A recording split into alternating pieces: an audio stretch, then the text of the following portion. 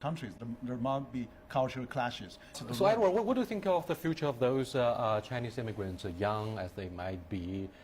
Because and the Chinese tourists have also joined hand with those immigrants in setting up a very bad image of China. For example, they want to visit the luxurious shops, doing a lot of shopping instead of sightseeing, to showcase their wealth. I mean, they do not show sufficient civility of being humble.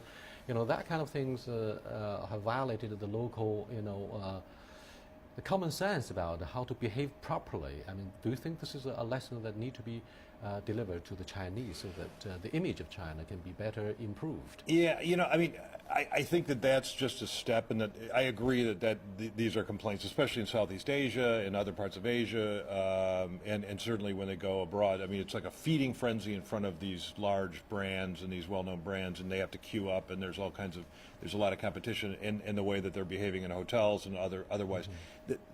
But that's really a symptom of just really letting common folk that have money go abroad now. And I think it's going to eventually go away, and I think that the more that they learn and the more they spend time abroad, it's going to go away. It won't be an issue. But I do think, I mean, the one thing I wanted to address was this idea of pushback on Chinese abroad, and that's a very interesting and long history for the United States and Canada, both of which had Chinese anti-immigration acts. All nations in the whole world, the only nation that Canada ever prohibited from naturalization, the poll tax, for example, were Chinese. Yeah, mm-hmm. The only ones the United States did were the Chinese, and so those were done away with in the 1940s. But the issue when large amounts of Chinese are emigrating, there's been a lot of pushback in Southeast Asia, in different countries, in the Philippines. Anti-Chinese immigration law was rescinded during the Second World War when China became one of the allies in fighting the Japanese Nazism. But previously, where there was Chinese food, there were Chinese.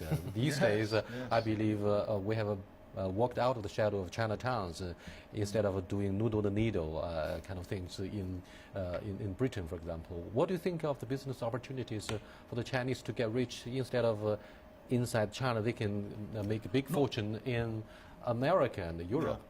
Well, but I have a theory. I think China is really developing a new model of going global because, in a European country, American and Japanese, Korea, they use multinational to go global. But now we are in the flat world, and now we are in the world version 3 now. And so I think for China now going global with the internet, with the easy access of massive transportation, big airports. Now we are having a lot of individuals going global. So no matter is a student going global or is immigrants going global, so that's bound to have. China has 1.4 billion people. Before we wrap up this very interesting discussion about Chinese immigration,